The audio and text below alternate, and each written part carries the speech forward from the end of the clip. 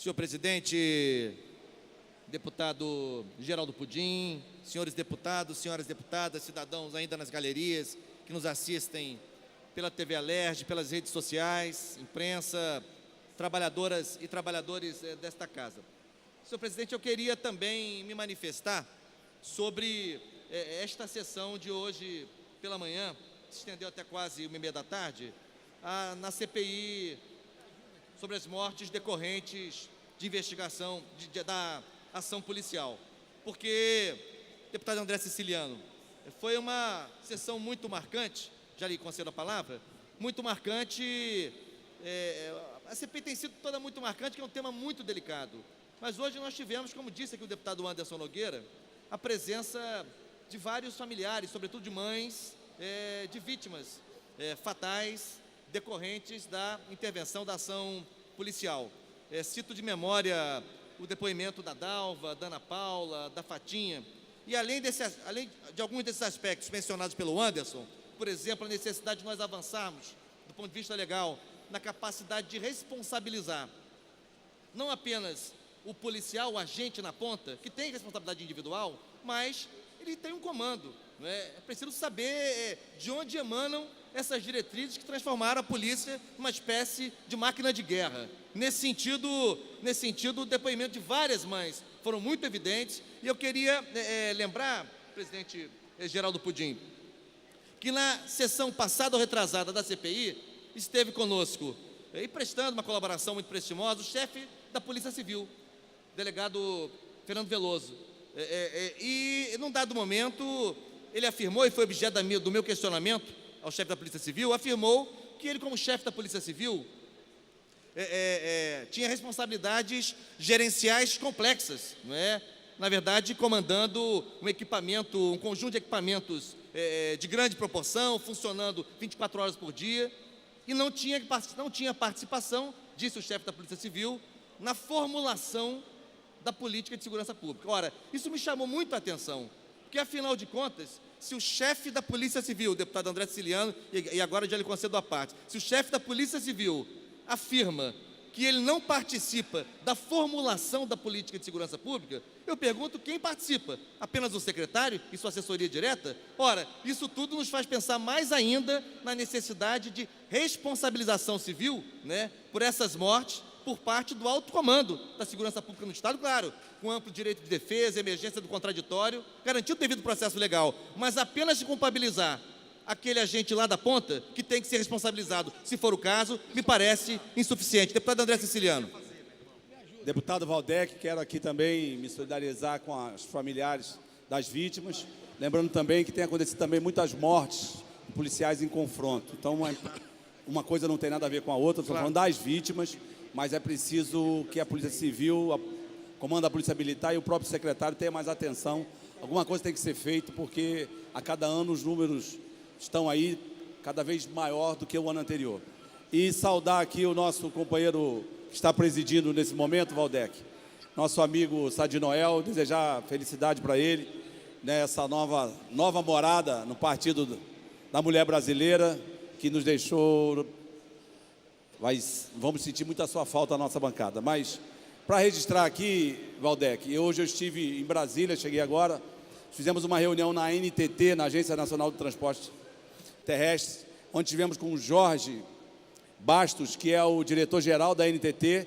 Levamos um pessoal que está à frente do movimento em defesa dos trens, especial ali, o trem Barrinha, que era o trem que ligava Japeri, Paracambi, Engenheiro Pau de Fronten, Mendes, a Barra do Piraí. É um trem que, por conta da concessão da MRS daquele ramal, o trem de passageiro parou em alguns bairros desses municípios. O único acesso era via férrea. Então, nós fomos lá discutir, porque, dentro de pouco, a ANTT está fazendo já uma consulta pública para que possa estender o contrato de concessão da MRS, e nós queremos fazer valer a cláusula que diz que tem que ter transporte de passageiro nesse ramal. Então, nós vamos começar a fazer o movimento de audiências públicas, vamos montar aqui uma comissão especial, vamos convocar aqui a ANTT, né, porque a malha ferroviária, deputado Valdec, há 100 anos atrás era 3 vezes maior do que temos hoje no nosso país. É verdade. Então a gente precisa resgatar, principalmente o transporte passageiro, que é o transporte de massa, público, e que a gente precisa retornar ali para aquelas cidades. Depois vamos ligar lá a Volta Redonda, Angra dos Reis, tem uma malha grande que está parada. Então, dizer que pela manhã estive junto com o Fábio, que é do movimento em defesa dos trens, em especial do trem Barrinha, que liga Japeri ao município de Barra do Piraí. Obrigado, parabéns, Valdec. deputado André Ciliano, é um tema muito importante, uma alternativa fundamental para a mobilidade naquela região, coloco à disposição mais adiante para colaborar naquilo que puder. Voltando ao ponto, deputado Dr. Sadi Noel, uma coisa que já me chamou a atenção na CPI das mortes decorrentes da ação policial tem a ver com o fato de que os procedimentos abertos pela Polícia Civil para investigar essas situações, essas ocorrências, se arrastam. Por exemplo, com dados fornecidos pela própria Polícia Civil, de cerca de 220 aproximadamente procedimentos abertos para investigar os chamados autos de resistência. Hoje, 4 anos depois, final de 2015, quase 90% ainda se encontram sob a classificação em andamento, o que quer dizer que há um tempo médio extremamente elevado para que se apure exatamente o que aconteceu nessas circunstâncias, o que revela uma certa displicência ou uma absoluta falta de prioridade por parte da Polícia Civil na investigação desses procedimentos abertos por ela mesma. Eu questionei diretamente na CPI o chefe da Polícia Civil a razão desse tempo enorme, dessa grande morosidade na investigação, nessas investigações, e ele, na ocasião, não teve elementos objetivos para me responder, embora, insista aqui, tenha se colocado à disposição, mas é espantoso, doutor Sadi Noel. Veja o dado, presidente, cerca de 220 procedimentos abertos pela Polícia Civil para investigar essas mortes, chamados autos de resistência, quase 90%, 4 anos depois, se encontram ainda em andamento. E, nesse aspecto ainda, um outro elemento, deputado Paulo Ramos, uma das depoentes hoje, me parece que foi a Fatinha, Vossa Excelência estava presente, me ajude aqui a lembrar, falou algo assim, é muito comum, e nós constatamos isso, há uma tentativa recorrente, e não apenas por parte dos agentes de segurança pública, mas também, muitas vezes, da própria imprensa, no sentido de já buscar caracterizar a vítima como um criminoso, não é? Tentando jogar luz no fato de que quem foi vitimado, entre aspas, talvez até merecesse. Primeiro, que mesmo sendo facínora, sendo bandido, a polícia não está autorizada a matar. Não é papel da polícia matar. E, além disso, quando se trata de uma vítima absolutamente inocente, absolutamente trabalhadora, enfim, isso significa, segundo disse uma das mães, uma espécie de segunda morte. É uma segunda morte. A vítima já morreu, já foi fatalmente lesada, atingida, e além disso, é morta novamente a partir da tentativa de se impingir a esta vítima a condição de bandido, a condição de merecedor, entre aspas, daquele destino. Portanto, foi uma sessão muito tocante. Além disso, se evidenciou, como já disse aqui numa parte o deputado Marcelo Freixo, numa parte o deputado Anderson, se evidenciou o corte etário, o corte racial e o corte de classe, que, afinal de contas, em grandíssima parte dos casos, na sua esmagadora maioria, trata-se de jovens negros e trata-se de jovens negros e pobres. Portanto,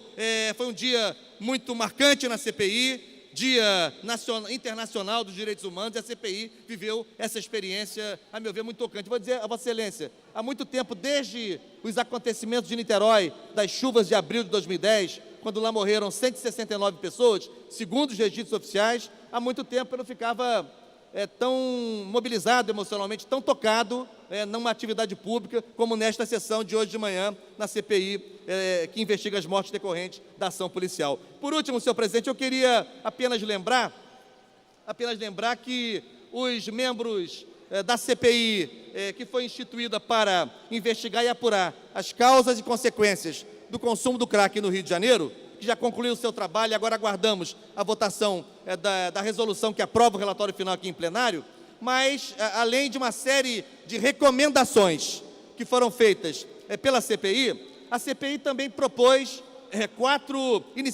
tomou quatro iniciativas de caráter legislativo. A primeira delas é um projeto de lei no sentido de criar o Núcleo Educacional de Prevenção e Combate ao Consumo de Drogas no âmbito da Rede Estadual de Educação do Rio de Janeiro. É muito importante investir em prevenção e a rede estadual tem um público enorme de adolescentes e de jovens sob a sua tutela educacional, digamos assim. Então, a ideia de ter um núcleo que atue na prevenção junto à comunidade escolar da Rede Estadual de Educação, em especial junto à população adolescente e juvenil desta rede. A segunda proposta é a proposta feita pela CPI de criação, doutor Sadi Noel, de um banco de dados unificado sobre o consumo de drogas no Rio de Janeiro. A CPI constatou de maneira cabal, de fato conclusiva, que não há informação organizada. O Estado não dispõe de dados, de informações, e grande parte dos municípios que nos permitam ter um quadro mais claro, mais delineado, melhor delineado, sobre a situação do consumo de substâncias psicoativas no Rio de Janeiro. Nesse sentido, a criação de um banco de dados unificado, alimentados pelo próprio Estado, pelos órgãos estaduais, pelos municípios do Estado, seria muito importante para favorecer, deputado Paulo Ramos, uma diagnose do problema e, ao mesmo tempo, oferecer subsídios para a formulação e implementação de políticas públicas. A terceira e penúltima proposta da CPI, proposta legislativa, é a criação do programa consultório de rua para atendimento clínico a usuários do crack estabelecidos em cenas de uso.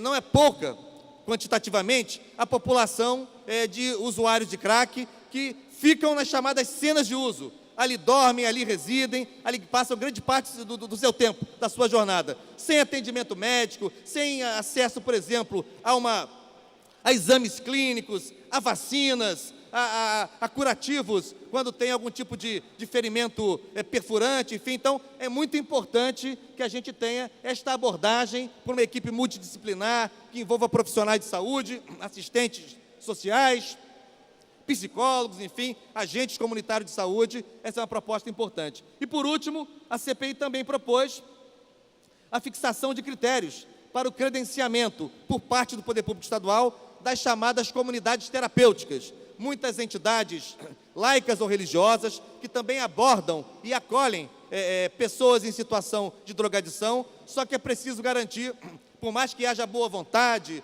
boa índole, haja, enfim, uma certa benemerência no esforço dessas entidades, dessas chamadas comunidades terapêuticas, ainda assim é preciso garantir padrões mínimos, técnicos, humanísticos, enfim, para que se faça a abordagem desses usuários. Portanto, esse quarto projeto proposto pela CPI diz respeito à fixação pelo Estado, pelo Poder Executivo, de critérios para credenciamento das chamadas comunidades terapêuticas. Eu quero aqui lembrar que compuseram essa CPI o deputado Márcio Pacheco, que a presidiu, o deputado Eliomar Coelho, seu vice-presidente, o deputado Tio Carlos, deputada Ana Paula Rechuan, deputada Tia Ju, deputada Lucinha, e eu mesmo que atuei como relator da CPI. E por último, senhor presidente, por último mesmo, fazer não diria nem uma saudação, mas uma manifestação extrema de solidariedade à comunidade tradicional do Imbuí, em Niterói, que foi, infelizmente, o Poder Judiciário não teve sensibilidade, a coisa julgada foi julgada sobre bases falsas. O argumento central da sentença era o argumento de que aquelas famílias moravam ali em decorrência de concessão, de boa vontade por parte do Exército, o que não é verdade. Há cerca de 20 anos o Exército não tem nenhuma boa vontade para com aquela comunidade. Aquela comunidade, inclusive, ali se implantou cerca de 40, 50 anos antes do início da fortificação. A Justiça não quis ouvir mais esse argumento, passou por cima do fato concreto, do fato histórico documentado, e esta semana aquela comunidade foi despejada, suas casas foram demolidas, inclusive essa demolição altamente discutível, porque aquele conjunto está tombado por lei municipal de Niterói. Portanto, eu queria, deputado doutor Sadi Noel, que foi um parceiro importante nessa luta, a Assembleia Legislativa fez muitos movimentos, adotou inúmeras iniciativas, mas, infelizmente, não conseguimos sensibilizar o Poder Judiciário. Eu fiquei muito impressionado com a ministra Regina Helena Costa, do Superior Tribunal de Justiça, que me fez a gentileza de me receber em audiência há alguns dias, mas demonstrou a mais absoluta insensibilidade, a tal ponto que eu lhe disse: ministra, do jeito que segue, o formalismo do direito vai se impor à justiça, que eu sempre julguei importante nós nos agarrarmos ao direito. O direito é muito importante, o Estado Democrático de Direito é muito importante, mas o mais importante que o direito é a justiça, e neste caso prevaleceu o formalismo do direito em detrimento da justiça, que era para ser praticada em favor dessas famílias quase bicentenárias, portanto, ali implantadas muito antes do Forte Imbuí, naquela localidade. Deputado Dr. Sadi Noel. É só para acrescentar, doutor deputado, é um dia de luto que foi decretado pelo STJ, aonde uma ministra insensível, com as famílias ali residentes, antes da instalação do forte, manda jogar a dignidade de várias famílias no chão. Aqui o meu repúdio ao STJ, na pessoa da ministra citada, que por obrigação, como ser humano, tinha que suspender o processo, chamar o feito à ordem e rediscutir. Ou se não suspender, até que seja proposta uma ação rescisória para que seja revista tamanha ilegalidade feita pela União, na pessoa do comando do Exército Brasileiro. É só o meu repúdio pela atitude feita pela União, representada pelo Exército Brasileiro. Parabéns pela sua luta. O senhor engrandece essa casa e engrandece o Legislativo brasileiro. Parabéns, nobre deputado. Obrigado, doutor Sadi Noel, e dizer que, por último, que há famílias nessa situação, que de fato não tem para onde ir, deputado Paulo Ramos. Não tem para onde ir, não tem para onde ir. O Exército está sequer permitindo que deixem os seus pertences em contêineres dentro do Forte Imbuí, até que achem um paradeiro. Estou usando a palavra paradeiro. Portanto, a Prefeitura de Niterói, ontem à noite, 11 horas da noite, estava em contato telefônico com a secretária executiva do prefeito Rodrigo Neves, Maria Célia Vasconcelos, com o subsecretário de Educação, Bruno Ribeiro, para tentar encontrar uma solução para as famílias que estão saindo e não tem para onde ir, não tem família que possa acolher, não pode pagar um hotel, enfim. É uma situação verdadeiramente absurda, injusta, inaceitável que acontece em Niterói nesta semana com essa comunidade. Senhor presidente, já me estendi demais, mas não posso deixar de desejar a Vossa Excelência uma caminhada que siga vitoriosa, que siga exitosa na vida pública, como tem sido até aqui, agora no Partido da Mulher Brasileira. Eu, claro, que lamento profundamente que o PT perca no Rio de Janeiro um quadro como Vossa Excelência, lamento muito, mas Vossa Excelência tem o livre-arbítrio de fazer as suas escolhas, tomar para si próprio o seu destino, e eu desejo a Vossa Excelência que ele seja iluminado, que ele seja vitorioso, que ele seja bem-sucedido, como tem sido até aqui.